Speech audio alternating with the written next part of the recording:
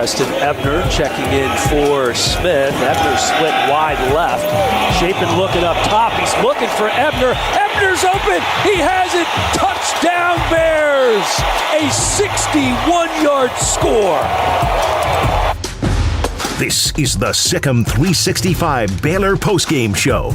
Live from the Big 12 Championship. Presented by Coaches XXX Smoak.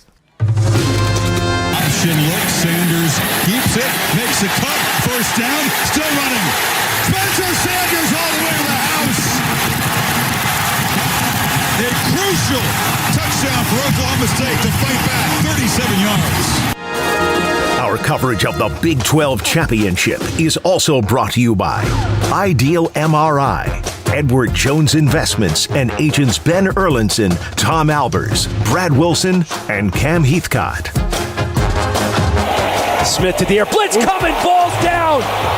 Baylor recovers. You could see it coming off the edge untouched, and Smith was absolutely crunched. It was the corner blitz, Raleigh Tejada. Southwest Sports Medicine, the Willis Law Firm, American Bank, Pioneer Steel and Pipe, Allen Samuels Dodge Chrysler Jeep Ram Fiat, Genco Federal Credit Union, Texas Farm Bureau Insurance. Third and goal. Here's Chapin into the end zone, and how about that swagger? Another touchdown pass for Chapin. Ben Sims on the receiving end of this one. Now here's Paul Catalina. Whoa, whoa, whoa, whoa, whoa. Everything's fine. It's all fine. Everything's fine. Are we calm down? As you see in the background of the show here in the Sikkim 365 Baylor postgame show, Baylor on the podium right now, getting their Big 12 championship trophy, the third in school history, and the first time they've ever won the Big 12 championship game. The other two, they didn't have to do that. Paul Catalina, Brian Etheridge, 21-16, and it was the closest 21-16 that you're ever going to see in your life. Knew it all along. All along. Just knew it all along. Yeah. Right at you cannot get closer to scoring a touchdown and not score a touchdown than Oklahoma State did on that last one, but also on the previous drive twice. Correct. I mean, 2 times they were this far away from scoring a touchdown and didn't. That would have won this game because Baylor was dominant in the first half, not so much in the second half, but they did just enough to win it, 21-16. We'll jump in to your comments and text. But, Brian, what a game for the Bears. What a moment for this team and this university. This is a team that was 2-7 last year. Correct. And COVID notwithstanding, I mean, didn't look even if they had COVID the whole time, still wouldn't have looked good for having COVID. They were bad in many aspects of the game. This is a team that this year looked adversity in the face every moment until that very last one right there and stared it down. I cannot say enough about the job that Dave Aranda and staff did from the end of the year last year to right at this moment. It's unbelievable. I agree. And here's the one thing. Think about super senior Jaron McVay makes the final play to end the threat by Oklahoma State. 6-year senior, former walk-on, comes in, does that. I mean, is there a better script outside of Jalen Petrie getting a touchdown for a pick six? I mean, that's the only thing that could have topped that. Yeah. A guy like that making that kind of play for him. Yeah. You know, that's the Matt Rule special there, to give a little credit to the former coach of the walk-ons who make plays. And, again, here's how miraculous that play was. Watching it again, he took a bad angle at first and was able to make up for it and just keep Oklahoma State out of the end zone. Yeah. And, I mean, it wasn't a great angle, but he got right where he needed to be. He made the tackle right the moment he had to. And the most nerve-wracking final play maybe in Baylor sports history of trying to get out of the end zone this far to run the clock out. Yeah, just get out of the end zone and run the clock out, and they did, and they got a push. It was really funny. I was watching Eric Mateos right there at the end for that final play, and there was no uncertain terms. He told the O-line, you're getting that yard out of that end zone. Yeah. And they did, and that's the final play, and that was it. Yeah. I mean, look, if you can't do that. You can't do that. You have one job. Your one job is to do that one thing. Look, the text, 254-339-1122, already poured in. Let's see. Here, okay. Remember Year of the Bear? Was that 2012? Yeah. Think about 2021. Men's national championship, Big 12 title. Women's Big 12 title and tournament title. Football title, Yeah. 2021. All 3 majors, Baylor University. Is this better than 2012? Oh, of course it is. Yeah. Of course it is. 100%. Yeah. Men's basketball title overrules everything that happened in 2012. Yeah. Even the run in baseball. And I mean, every run they had. Oh, yeah. And then Big 12 title. No offense to 2012. No, 2012 was a huge year. You're a fun year. But this is like you just jumped in a Ferrari. There's a new champ. Yes, There's a new champ. There's a new champ for the year of the Bear. Yeah. And that's it. That is it's incredible. I mean, think about this, and also for the Big 12, Bob Bowlesby's got to be just dancing in the streets out there. He's probably at our tailgate getting hammered. Yeah. Hey, I'll tell you that he's through. We had him on the show earlier. You could tell he's not going to ever come out and kind of dog Oklahoma and Texas, Yep. but the fact that Oklahoma State and Baylor are in this game, I think really meant a lot to most of the conference this year. That it wasn't Oklahoma and Texas on their way out the door, that it's 2 teams that are staying here in the conference, and it's an all-time classic. Not for Oklahoma State, but for Baylor. But they'll remember this one. I mean, don't take anything away from Oklahoma State. That's a great team, and I really think that Baylor should be in the Sugar unless chaos happens today. Yeah. And then Oklahoma State should get a New Year's Six bowl. They're in the New Year's Six. They're playing in the Fiesta or something like that. You got to put this team in the New Year's Six. It's got to be Fiesta or Peach. And again, now everybody from Baylor can watch chaos. Well, yeah. And go out there and just root for chaos tonight. And I'll tell you this: if you're watching this and you're a fan of a team nationally, you say, "Well, Spencer Sanders had 4 interceptions today and all this." Well, Spencer Sanders has 11 interceptions. Yeah. This season, 7 of them came against this team. Correct. So he had a lot more. He's more fumbles, I guess. But I mean, even still, like that was a dominating defensive performance at times, a gutsy defensive performance at times, dominating offense in the first half, and they're rolling along. Yeah. Capitalized on their opportunities. Let's jump into the text real quick. Right as the game ended, OMG from the 859. OMG, congrats, guys. Effing happy for you. Sick 'em all effing day, baby. Let's see. From the 419, great game. I hope the next one isn't so close for Cincinnati. From the 573, Baylor's the Big 12 champion. Congrats, Smokey. Well, he's not here right now. But a terrific end of the game called by John Morris, one for the ages. How about that, sick 'em? And I'm sure it was. I ran in the booth to say hello to them, but they were in the middle. Just wow from the 440. And let's see, unbelievable, or should I say unbelievable? Well, I'll let the pun slide because it is what it is. But 254-339-1122. Call, text us, jump in the chat room. Lots to go through in this game, Brian. We'll get to your things in the next segment. Your many list of things. Oh, there's 20 things today. I think just go read them. I'm not reading them off to you. You just go read them today. We got plenty to talk about without my idiotic writing. But there were some interesting things that happened in this game. In that Baylor defensively and offensively controlled the first half. 21-6 at halftime. I think a couple things changed that made this a game. Missing the field goal at the end of the half. Yep. Woke Oklahoma State up. I think they would have probably woken up anyway because that's a team that is really, really good. It is not. You're not going to have 4 quarters of that kind of dominance against that team. No. So Baylor scored enough to hold on because they didn't score the second half at all and only got close once. So. It was an interesting game. Treston Ebner made some big plays early, but also had the big fumble early, and he had the muff punt. 2 and fumbles. so 2 turnovers for Treston Ebner, but they overcame it.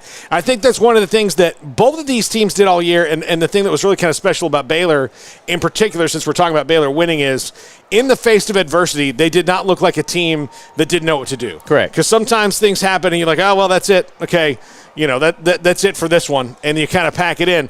Yeah, they had a rough game in Stillwater. Yeah. They sleptwalked through Fort Worth, and otherwise unblemished on the season. They had ups and downs in the games, but that was how this team played. That's how this team plays. Whoever they lock horns with to the Sugar Bowl, which is probably going to be the Sugar Bowl. Yeah. Right now, it's probably going to be the Sugar Bowl unless there's ultimate crazy chaos today. If Cincinnati loses, if some things kind of happen, then we'll see. But here's what the chaos.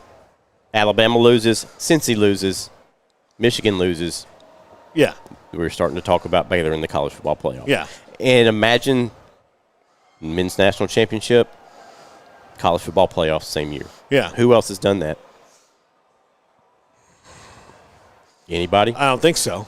I don't think so either. Yeah. I mean, college football national championship's been around, so you got Alabama, LSU. We know they haven't won a national title in basketball. Yeah. Clemson hadn't done it either. Florida State hasn't. No. Oregon hasn't. Nope. Ohio State hasn't. Auburn hasn't. Yeah. So Bruce Pearl ain't going to win anything. Yeah. So besides infractions.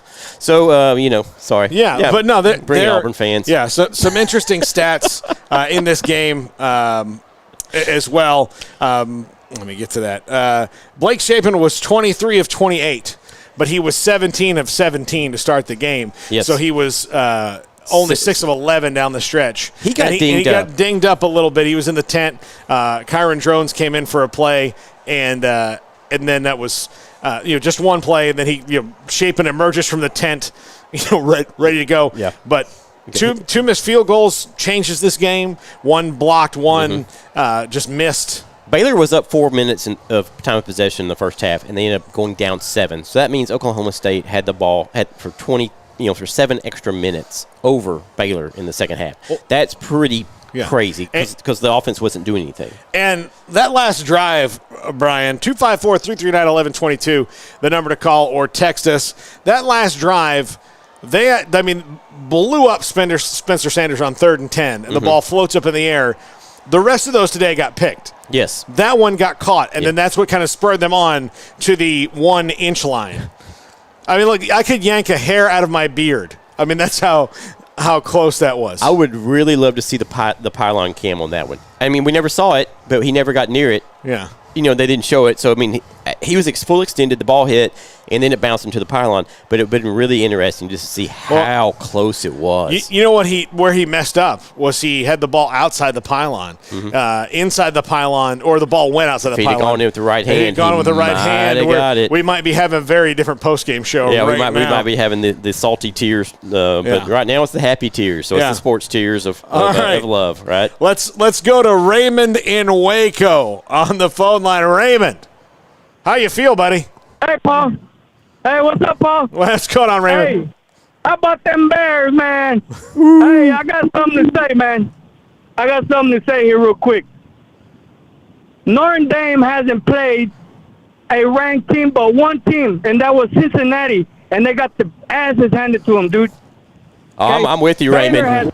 100%. Baylor has played ranked teams and is playing in the division and has won the champion just right now. A division champ.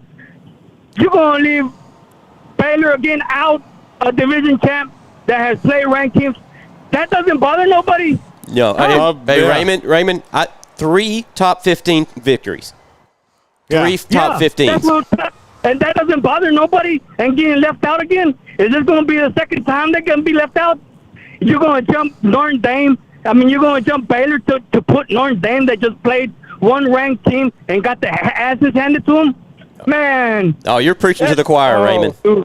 I mean, I agree 100% with you. I think thanks for taking my call, man. All right, thanks, Raymond. Thanks for taking my call. All right, thanks, Raymond. I mean, I'm going to go out there. Notre Dame did not play this week. That right there is an exclamation over Notre Dame if the College Football Playoff Committee is doing what they're saying they're doing. Here's the thing. That was probably good news for Baylor and Notre Dame right there. Yeah. Notre Dame needed somebody with one loss to lose. They did, so they got that. They need other people with one loss to lose. They need the team that beat them to lose. Yes. So they needed that. They kind of needed that to happen. But if the team that beat them loses, it's a worse loss. Yeah. And they don't have this extra point that Baylor just got. No, they don't. And if Alabama wins tonight, Alabama gets that extra point as well. This is the ACC's grand plan of coaxing Notre Dame into finally exercising the clause in the contract, which is, by the way, most people don't know this. People say, Notre Dame will join the Big Ten, or they'll do this, or they'll that. No.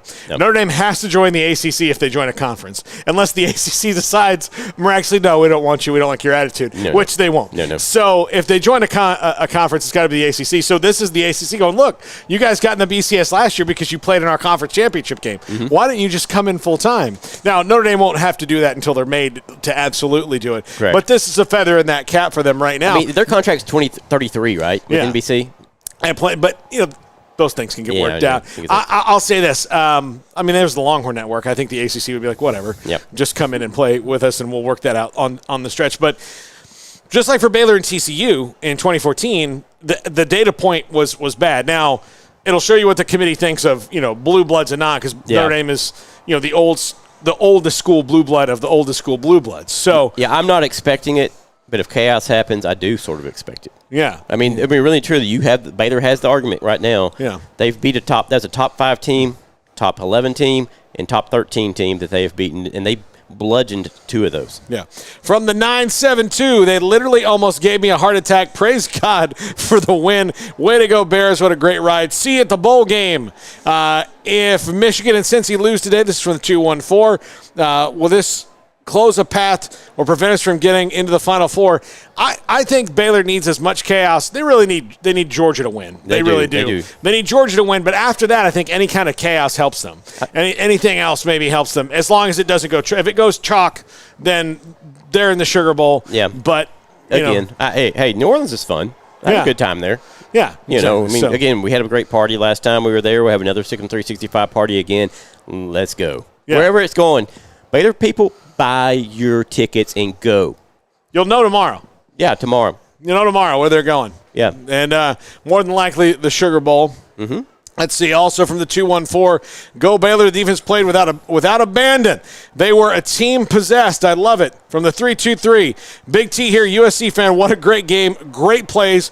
Dumb calls, drama. First time I've ever watched the Big 12 championship, and no UT or OU. The Big 12 will be just fine. Congrats to Baylor. And from the 254, I called it BU Big 12 champs after they beat Iowa State. In the words of Teddy KGP, pay that man his money. He's going to get paid. Yeah. Don't worry about that. He's getting paid. Yeah. It's going to happen. Yeah. He was anyway. He was anyway. Now he's not a strong armer anyhow, I don't think. I mean, sure his agent would be, but yeah, now that's just giving him more to think about. One more call, and then we'll take a break and come back with Brian's things. Don Fortenberry. Don, how are you, brother? Gentlemen, I am doing fantastic. What a freaking awesome win. And I wasn't able to make it. I've got kid duty, Brian. You know how that is. Oh, yeah. Anyway, the talking heads, they just pissed me off to no end. They gave the breakdown of Baylor, of Cincinnati, Notre Dame, and Baylor. And as far as the top 25 teams, Baylor is 4-1. Notre Dame was 1-1, and Cincinnati was 1-0. Okay, but they still say that Baylor doesn't have a chance, sort of, because their worst loss, which was TCU. To me, that's ridiculous. I cannot believe it. I mean, I'm so pissed off at these guys. I just can't stand it. So let's talk this thing into existence. Let's say Baylor's in the top 3. What number do you think they would be placed at? What would be the matchups, and where would they play? Would they play the Cotton Bowl? I don't know where the two sides are. Okay. So if you can break that down for us, that'd be great. Yeah. So, hey, I'm talking into existence, right? Yeah. Let's go ahead and start doing that. Yes. It's like The Secret that you've brought on Oprah, if you will it into existence. Okay, so what's going to happen is if Georgia wins, whoever the number 1 seed is, let's just say Georgia's going to win, because I think most people think that they are. Yeah. But if Georgia wins, then they're the number 1 seed, which means they will get to pick the bowl game that they go to. Correct. And I think that unless it's Notre Dame they'd have to play, they would pick the Orange Bowl. Yep. Because everywhere else, that they don't control. So now it's the Orange or the Cotton or the 2 CFP games. Baylor's best to get in the Cotton Bowl would to be ranked 3rd so that Georgia doesn't pick it, because even though Georgia could come here to this building in the Cotton Bowl and still have more people than Baylor will, just on the numbers game, they do not want to be playing where they've got to get on a flight and they've got to be away from home and all these different things, and the team they're playing has 90 miles. Yeah, it'd be really interesting because we all saw in 2010 when Baylor played Duke in the final in the Elite Eight, there were 40,000 Baylor people there, and those tickets were $1,000 each. So I think Baylor, you get in that college football playoff, this place wherever will have 40,000 Baylor people in it somehow or another. It's going to be a fun time. Yeah. But again, Georgia has. But if 10 times the amount of Baylor people. Yeah, but if Georgia, even CFP, I'm sure Baylor people will go to Miami. Not as many would come as it was just here in Dallas. So Georgia's probably going to pick Miami because one is closest to them. Yeah. They're going to be able to control that a little bit. I'll be either one. You? So what? I'm going to be at either one. Where are you going to be? Yeah, either one. Yeah, I mean, it doesn't exactly. matter. So again, I think for Baylor to get into the Cotton Bowl would have to mean that they're the 3rd seed. Which to be the 3rd seed, I don't think that's really all that feasible. And major chaos. Well, yeah. I mean, it's got to it's got to be the Cincinnati's got to lose. Michigan's got to lose. Yep. And so that would maybe make them the 3rd seed. But I do think that Oregon last night losing, as bad as they lost, that hurts Ohio State. It has to hurt Ohio State because Oregon went in there and manhandled. And Ohio State came back late to get close, but that game wasn't close until then. Yeah. And so, man, I don't want to be in that room. No. I mean, they're not good at what they do anyway. But no. And so the thing I think you really have to genuinely worry about is what was their agenda before this? Like, what did they have in their mind? For example, the reason they put Michigan State where they did was to prop up Ohio State, even though they knew it was going to kind of happen with Michigan State and Ohio State. What are they doing with, if it's Notre Dame is the one that they have an agenda for, or have it in their mind that that's a team that needs to be in the CFP?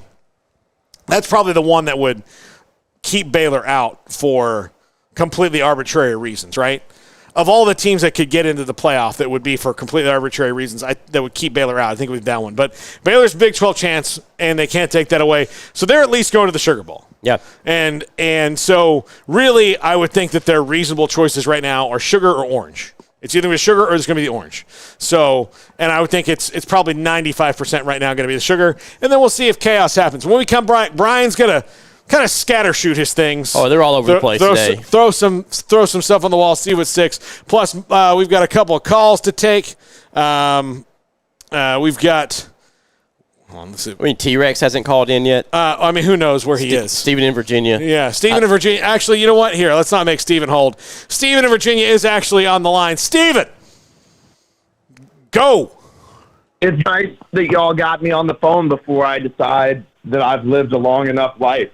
I'm not really sure my body can take much more.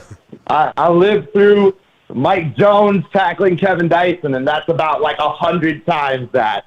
So sometimes I think in this game, the way Baylor came out, Oklahoma State was playing like 100 years of angry Baylor football frustration. And then I remember years ago when Coach Briles won the Big 12, I felt vindicated, and then all of a sudden the vindication felt taken away that we couldn't win here. And all I've had in my head all day is Jim Rome talking about scrubby little Baylor. And I just want to say, if your program isn't champions of its conference in basketball, football, and women's basketball right now, I want to hear nothing from anybody. I don't care about a playoff. I'd rather not have to play Georgia. I'd rather not have to play Alabama. But holy moly, this team is a bunch of champions, and it didn't matter that Coach Aranda had a bad call. All the training, everything that they went through for years and years and years, big moments where Coach Briles' teams gave up big leads, embarrassing fashion. Coach Rule's teams had another meltdown like that. And today they would not let it happen because today was the day that Baylor cemented themselves as the best program in the Big 12 moving forward. And if Baylor makes the playoffs, they're going to do it before Texas and Texas A&M. And since the Big 12's last breakup, Baylor has now won 3 conference titles, and that is 3 more than Texas A&M and Texas have won. I will catch y'all later. Those are facts. Steven's spitting facts. Yeah. I mean, it's all true. It is true. What's this going to do on the recruiting trail? We're going to have to get Grayson on the phone sooner or later here and see what but really and truly, this is going to uptick. I mean, everybody worried about losing a coach or something like that. Yeah. Hey, point out there with that trophy. Yeah. That's what you do. I mean, that's what Oklahoma State was going to do. They're going to point at that trophy. You make the college football playoffs, you go to the Sugar Bowl again. That's 2 out of the last 3 years in the Sugar. or New Year's 6, whatever it is. You know, I was on a show here in Dallas a couple weeks ago, and they asked me about, is there any way that Dave Aranda stays at Baylor? And I said, outside of the fact that he's a different kind of dude than most coaches, and he's not necessarily looking to – he's a lot like Scott Drew. Yeah. You're not telling me that Scott Drew, in the near 20 years he's been at Baylor, could not have – cherry-picked a couple of low-hanging fruit, bigger jobs at a point when they were at their low point. You don't think – Indiana. Come on, how many times they've been open? Yeah, but Indiana. But like even like a lesser Indiana, like he could have jumped to a state school. UCLA, been open 2 or 3 times. Yeah, get Baylor in the postseason twice, and con Kentucky like Billy Gillespie did to Kentucky. You know, then you get the Kentucky job because they get desperate. You know, when that's open. Yeah, you know, pre-Coach Cal. You know, so those things happen. Dave Aranda has that kind of similar thing to me. I'm not going to say he's going to retire at Baylor like Bobby Bowden did at Florida State, but he's probably here for a little bit. There's some things I think he wants to do here. And as the conference is changing, Texas and Oklahoma are going out. Particularly Oklahoma's going out. So the chair for king of this conference in football is wide open. Yeah. It is wide open. And the first team on the year that Oklahoma announces they're leaving to take a step towards the Iron Throne, so to speak, Brian, is Baylor. Yeah. So we'll see what happens there. I think it's going to be interesting going forward how people perceive Baylor. And again, it's going to be about the recruiting. How does he turn this in to something big? We'll take a break right here, our first one of the day. Chris, hold on the line. We'll get to more of your text, more of your chat, Brian's things, all that's coming up. This is the Baylor postgame show on Sikkim 365 Radio and 365 Sports. Masters of barbecue, kings of crazy good food, and the perfect sanctuary for sports, beer, and barbecue is Coach's XXX Smoak on Austin Avenue in downtown Waco and also on Highway 84 in McGregor. A menu filled with choices like a great offensive playbook, including 3 meat combos with sides, burgers, and sandwiches, wings, loaded giant spuds, and salads, crazy wings, chicken poppers, big boy fries, and smoking quesadillas, just some of their amazing appetizers. There's Coach Big Ol' Draft Beer, or order Zach's Spicy Bloody Mary or Coach's margaritas and mimosas while watching your favorite team play. Great pecan smoked barbecue, fun atmosphere with attention to detail, including a catering menu, and we'll quote your price to fit your budget. Coach's XXX Smoak on Austin Avenue in downtown Waco and walking distance to the great places to shop and enjoy, and also the original location on Highway 84 in McGregor. Great food, great price, great fun. Eat where the locals eat.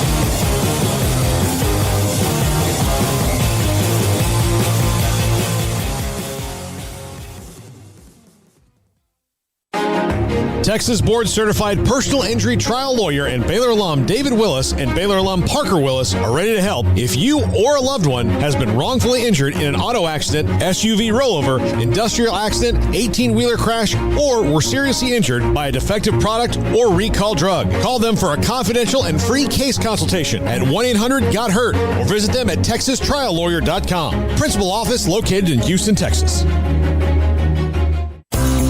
At Ideal MRI, we feel blessed to be a part of the Waco community. We're a small family business right here in Central Texas, and our goal is to bring down the cost of healthcare while maintaining high quality. At times like this, the cost of healthcare has never been more important, and unfortunately, significant illnesses and injuries still occur. That's why Ideal MRI is open and here to serve you through the difficult time. We offer premium MRIs just like a hospital with state-of-the-art technology and specialists, but you'll pay less. Sometimes thousands of dollars less, whether you're using insurance or not. At Ideal MRI, we accept most insurance and there are no hidden costs, even offering financing if that's needed. Everything included in the price, and you'll not get something as a surprise in the mail later on. If you need an MRI, ask your doctor about Ideal MRI. They'll know. You can schedule an appointment safely from home online in minutes at idealmri.com or give us a call, 833-IDEAL-MRI, idealmri.com. How did Edward Jones become one of the biggest financial service companies in the world? By not acting that way. Financial strategies, one-on-one advice, it's a big difference. And that's why Brad Wilson, your Edward Jones financial advisor, makes sense of investing. Experience the difference for yourself. Brad Wilson, 250 Sharon Drive in Woodway, 254-776-4337. Edward Jones, member SIPC. The The 2021 Ram brand just received first place in the prestigious J.D. Power's Initial Quality. The Dodge brand finished second to Ram, and the 2021 Jeep Gladiator is rated first among all mid-sized trucks. The Big Finish sales event, only at Allen Samuels, 201 West Loop 340 in Waco. Come by, let's be friends.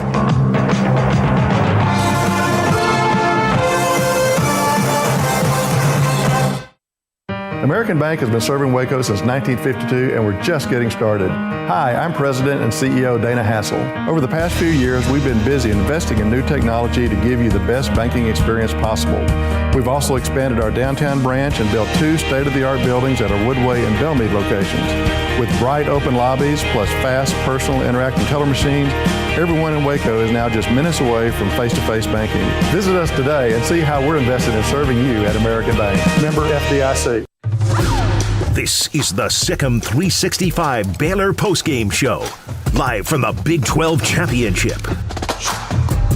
Call us on the BetUS hotline, 254-339-1122. Welcome back to the Baylor postgame show here on Sikkim 365 Radio, 365 Sports. Please like and subscribe on the YouTube channel, which, Brian, I have not gotten into yet.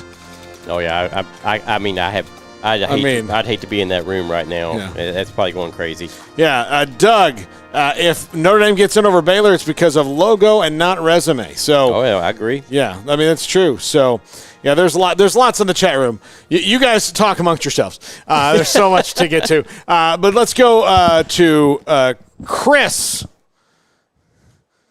in Fairfield. Chris, thanks for your call. Yeah, congrats on the Bears. This call would have been a lot different if, those inches mattered. Those inches mattered today. But, man, I'm just hoping for chaos today since they won.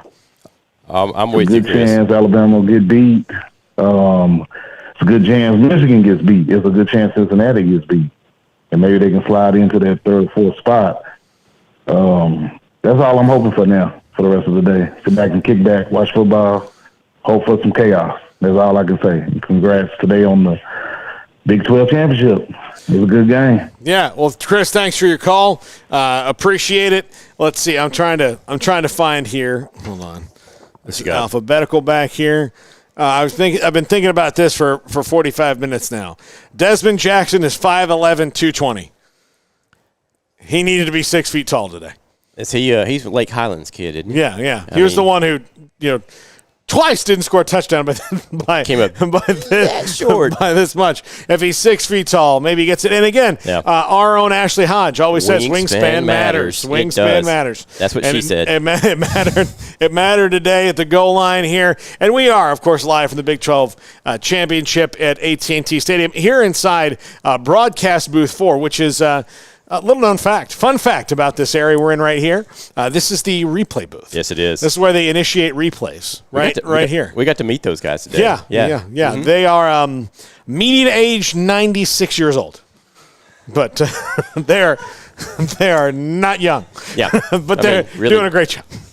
May have fought in World War I. Yeah, just joking. No, they were really nice guys, and we really appreciate getting to meet them and talk to them for a second during halftime. After the halftime, and they were. Very complimentary. Well, one of them asked him I was going to go see the Dizzy Gillespie show later, so I was a little bit concerned about that. You guys see the latest Shirley Temple flick? It's great. Laurel and Hardy all over it. They're going to see It's a Wonderful Life later. It's going to be fine. Anyway, but no, and we didn't have any controversial replays in this game. Thank God. No. Officiating was fairly consistent. Could they have found the buzzer? Yeah, I don't know. But, officiating was fairly consistent. There's not a whole lot. I know there was that intentional grounding call on Tyquan Thornton, but it came right out of the rule book. The guy who – what – oh, the back. That one. Okay, that's true, Jack. There was the lateral, but or the non-lateral that saved that again. Why Baylor won the game? They scored on that drive. I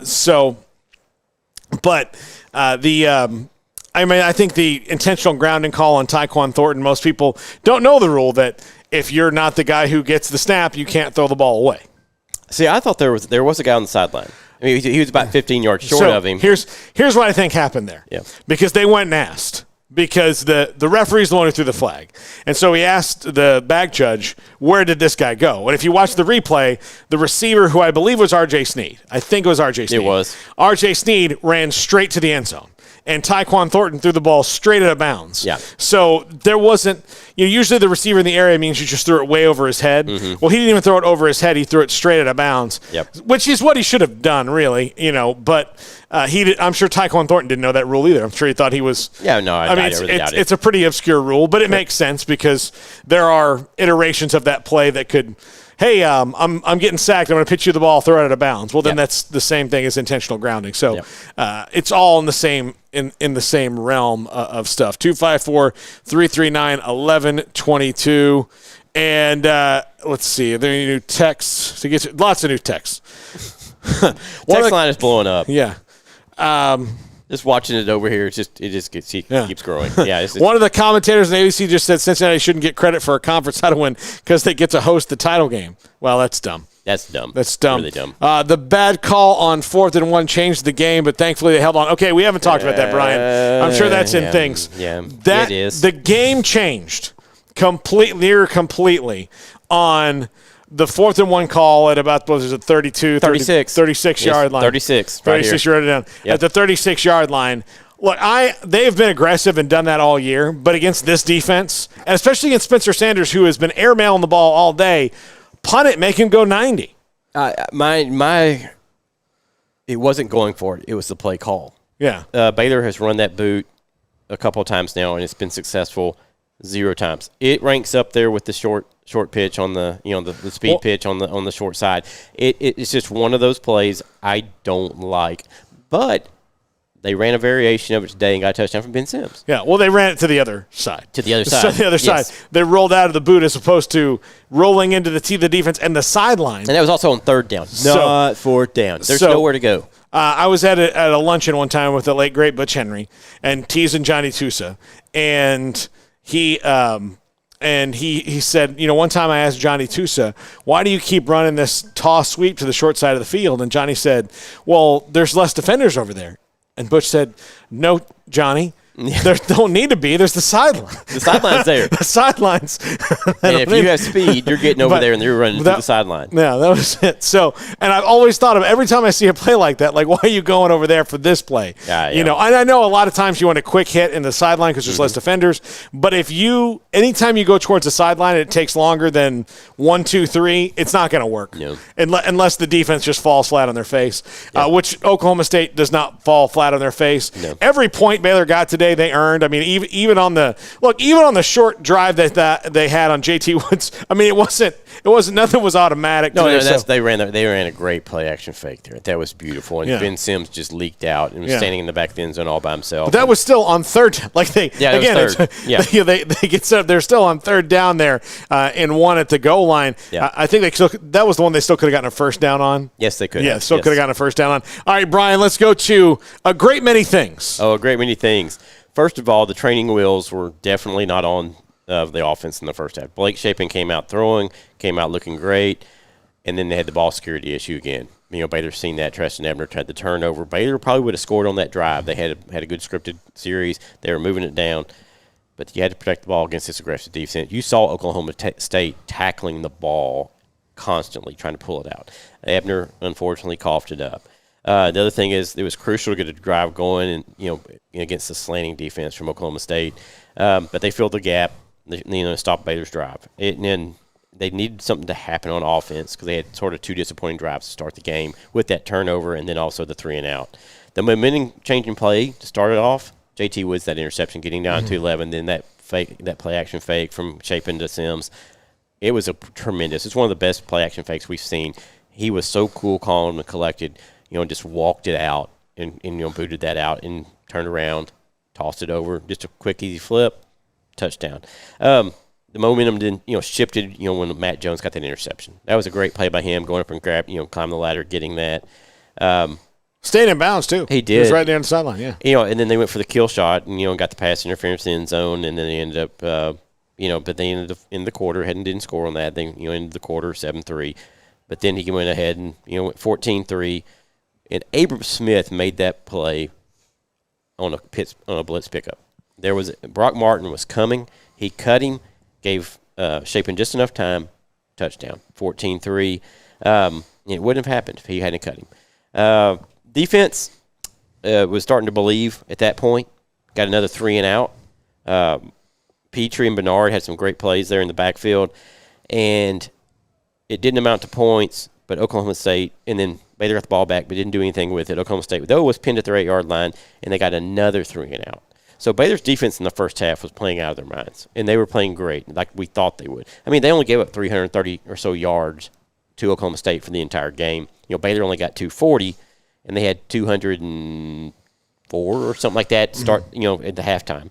So there was something that happened to Shapen. He got dinged up. But Oklahoma State trailed in games like this against Texas, Boise State. We knew they'd come back. They're a veteran team. This was starting to feel like that Boise State game to me, where they won, and very similar is that they almost won this one by the hair of their breath. They were an inadvertent whistle away from losing against Boise State. Yes, they were. So that's pretty interesting to me that's where we land. And Brian, I think about that. I just keep thinking about this win. By the way, here's a pretty good text from the 405. Crash Davis needs to help Aranda with his cliches. Interviewers ask him questions expecting a good cliche, but he gives them deep thoughts. It's funny and awesome at the same time. He does. He's not – I don't think I've ever heard him say, we're going to play our brand of football. We're going to, we're going to do what they do, we do, and they're going to do what they do, and the person who does what they do the best is going to – do this. No, it's the best day of his life. Yeah. Okay, that's what it is, right? Yeah, he's original. But this is this is what you see from Dave Aranda, and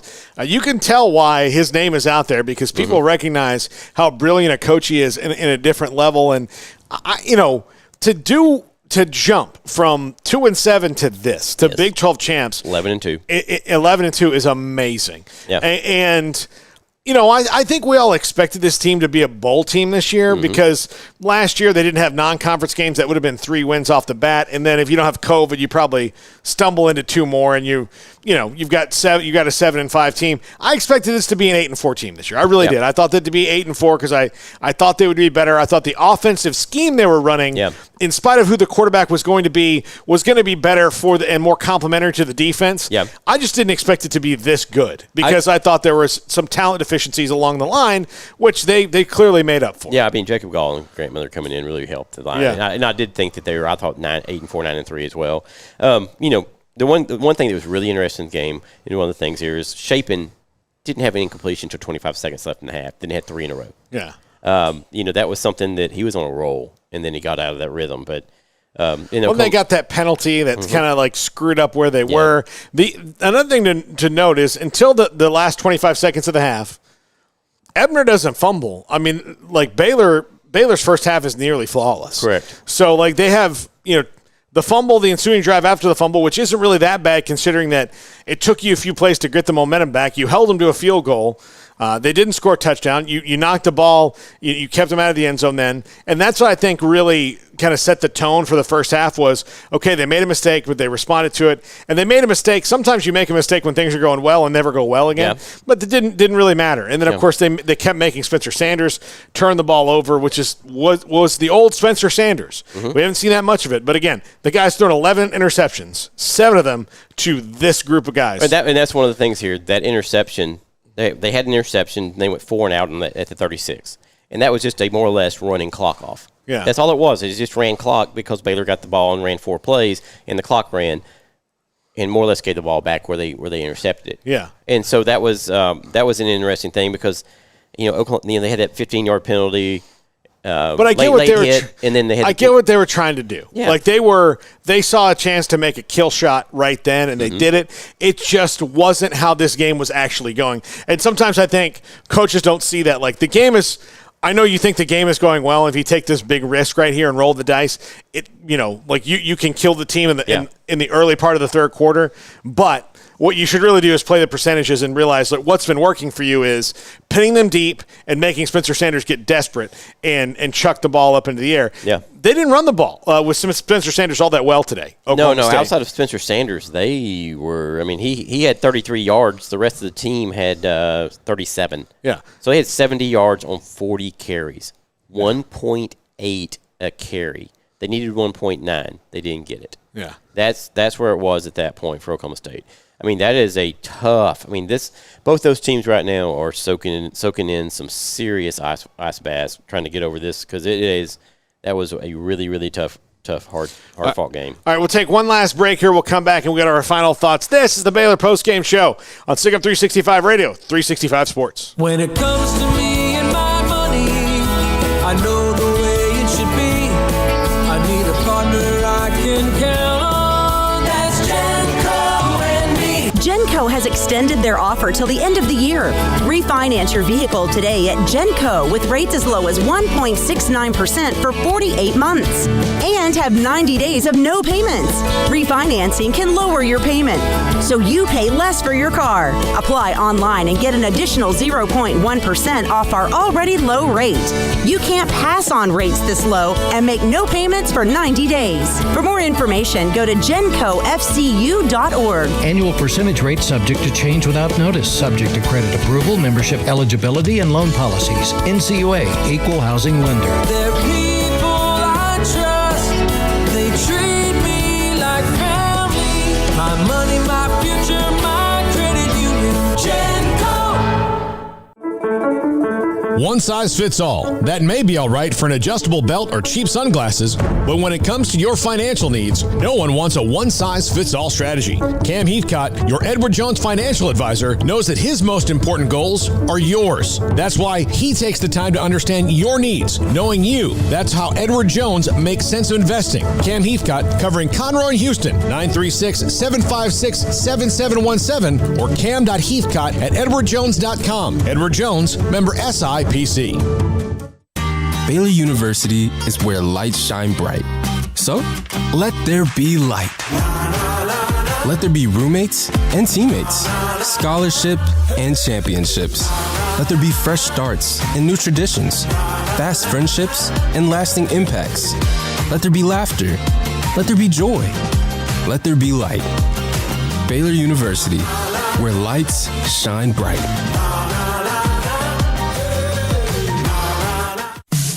In the market for a quality metal building? Since 1943, Pioneer Steel and Pipe has helped Central Texas residential and commercial customers with metal building design, panel options, building components, and trim options. Pioneer Steel and Pipe's residential line is energy efficient, offers low maintenance, reduces insurance payments, is impact resistant, and carries up to a 45-year limited warranty. In addition, they can also help you find a metal building contractor for your project. Pioneer Steel and Pipe with locations in Waco and Bryan and at pioneersboys.com.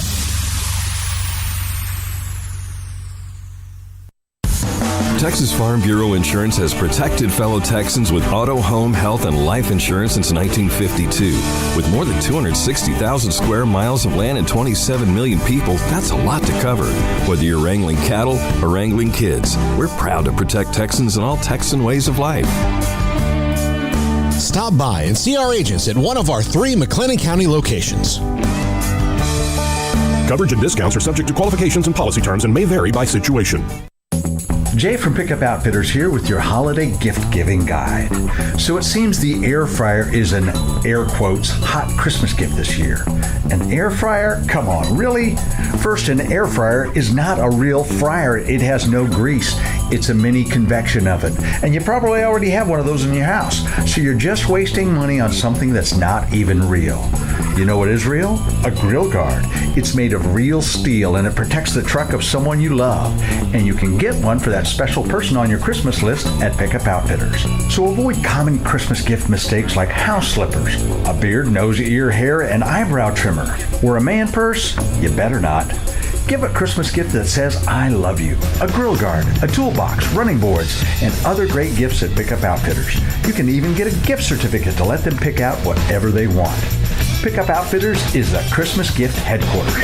220 Lake Erie Drive in Waco. This is the Sikkim 365 Baylor postgame show, live from the Big 12 Championship. Text us at 254-339-1122. The Sikkim 365 radio text line is sponsored by Riverbend Liquor and Wine, with the most extensive variety of craft beer in Waco. A hidden gem on Lakeshore Drive and 19th Street. Welcome back as we wrap it up here from AT&T Stadium. Thank you to everybody in the Big 12. Joni Lehman, her whole group of PR people here. Bob Berta set us up with Bob Bowlesby earlier today. That was great. Armstrong, Jack Hayden helping us here in the booth. Really excellent all producing year. job all year long. But here on the road, we were some consternation. I'll just tell people a little inside baseball here. There was some consternation about this week, and I'm going to tell you. So you called me then and said you get a credential for me. I said, well, no, Colt said he was going to take care of you guys. And I was like, well, no, because you had asked me to, but then Colt immediately said, I got I got it on the website. I was like, okay, so that's Brian. I mean, normally, so I was like, no. So then I called the Big 12 and said, hey, look, we're about 8 hours past the deadline. I need to get one of our owners in for our post-game show. Yeah. So, okay, here's the thing. Just add him. It'll be fine. And so I said, his name's Brian Etheridge. And so the next morning I get up and it says, Brian puts his own credential in. And I was like, why did he even call me? And so then I called you and I said, well, they said that you already put one in. And then you said, no, Brian Estridge might have from TCU. Oh, yeah. I mean, they always get us confused. So sure enough, last night I still hadn't gotten a confirmation on you, even though I'd put one in. I said, hey, we're going to throw this theory out because it's happened to me more times than you even know. Yeah. Especially when I'm, hey Siri, call Brian Estridge or Etheridge. If I don't hit it hard enough. So you almost weren't here. Yeah. You almost weren't here. And we didn't know if the internet line, all these different things were going to work. But all of it worked. All of it worked out well. And Baylor is 21-16 and Big 12 champs for the third time. And in the past 8 years. Yeah. 9 years, 9 seasons. So here's another thing. Thank you for everybody that came out to the tailgate. Thanks for everybody that came to Cartel Taco. I think everybody had a great time over there. I've heard about 200 people there. Blake Blackmore and I did 50 pounds of pork. He did 50 pounds of brisket. It was gone at 10:30. I mean, the tacos were amazing. Everything about it was amazing. Thank you, Three Nations. Thank you, Brotherwell, for your beer as well. Keith Orcutt, Tyler Janes. Everybody comes together at this point to make things happen that we did. I mean, we fed probably 400, 500 people today at tailgates outside while y'all were in here doing this. And, thanks, for everybody doing everything that they do. I mean, this is a big team effort. We have a big team now. Yeah. And it's only growing and, we continue to grow. And this is one of the reasons, right? Yeah. We love this. This is why we do it. It's a passion and it's fun. Yeah. And getting to see the confetti getting swept up down here on the field, win or lose, is a special moment. Yeah, absolutely. But much sweeter when you win. Yeah, Jack couldn't get down there fast enough to get a jar of it. Yep. So, I mean, that's the only thing we didn't do right today was get a jar of confetti for the studio. It's about it, yeah. But nobody bats 1,000. No. Nobody bats 1,000. But thank you for calling and texting. And final thoughts on this one, Brian. If chaos happens, Baylor's got a decent shot at the playoff. I still think it needs to be kind of chaos wrapped in disarray because they do have the 2 losses, and one of those is to TCU. Mm-hmm. And we just know that the committee – here's the thing. It's not the committee's job really to tell you who should be in. Yep. They kind of already know who's going to be in. They're more trying to think of excuses as to why someone should be out. That's what they have to think of. So does anyone else have 3 top 15 wins? I don't think so. No, I don't think so. They don't. So here's a team with 3. They have 1 bad loss. Look, we know one team that's going to be in the college football playoff, regardless of what happens today. It's Georgia. Yeah. Georgia's in no matter what happens. Georgia could lose by 40 today to Alabama, and they're probably still going to be in. But we need Alabama to lose by 40. Yeah, that's one of the things that has to happen is Alabama needs to lose so convincingly that And look, Baylor. I don't think anybody really wants to play Georgia this year. I think that's the one really great team. But, look, this is a team that sometimes history can get the better of you and historically gets right close to the finish line and then, trips and falls. And you got a Ric Flair. Yeah. I mean, Gonzaga couldn't be beat. Yeah, exactly. Yeah, exactly. I mean, that's why we play the game. That's what the great part about life. You play the game to win or, to compete. It's also why you hire a coach from the SEC, so you see those suckers again. You might be a little more ready. He knows that offense. Exactly. All right, well, I'm excited to see what happens in college football today. I'm also excited to see what happens in the coaching carousel this weekend. At Oklahoma and Miami might have some interesting things. Miami's might be ridiculously interesting. I mean, it really, Cristobal, do you mean after that stomping? I mean, oof, okay, it's a sale, I'm right? I'm going to tell you right now, if Baylor ever complains about their athletic director situation again, all they need to do is read one article about what's going on at Miami right now. And, I thought Baylor, there's a time I thought Baylor had way too many regents. I thought there's no way that anybody in the country could have more regents than this. Miami has twice as many. It's 50. Yeah. I mean, what are you doing? You can't get a consensus of 50 people. No. I mean, we voted 26, 24. Well, you got 24 really mad important people. Yeah, exactly. I mean, you got to pare that down. But but great things happening for Baylor. Look, here's the calendar year. Women's basketball champs, men's basketball national champs, Big 12 conference champs in football. Mm-hmm. Look, all three major sports have them. Tennis, I mean, all finish second. Yeah, I'm gonna go ahead. Golf was in that whatever top 32 or something. So, whatever. Hold on. Fee Mulkey, national title. Yeah, number 10. The stamp right here. 10. The stamp right here on 21 of volleyball, but the stamp right here on 2021 is this, right? And volleyball's number 5, and they're playing whoever they're going to play in Waco next week. Yeah, I haven't seen that. Again. They'll be around Wisconsin, playing Minnesota, I think. Okay. Oh, on the road. Well, okay. Well, I'm sorry. Yeah. Well, I'm wrong. They're going to play Wisconsin or Minnesota on the road. Yeah. No. They're 12. Yeah, but they beat Wisconsin's regional. Boo. All right. Okay. Hey, they already beat Wisconsin. They've already beat them. But that's going to do it for us. Thanks to those who called, texted in the chat room. All that. Baylor wins 21-16. And now Dave Aranda, a man who despises chaos in every regard, prays for it tonight. Yeah. So he's a guy of order and sensibility. But tonight he hopes that the college football world embraces the chaos, and it still may not be enough. But we'll see. Thank you for watching and listening and texting. Brian, Paul, Armstrong, Jack, Hayden, all here, AT&T Stadium. Have a great weekend, everybody.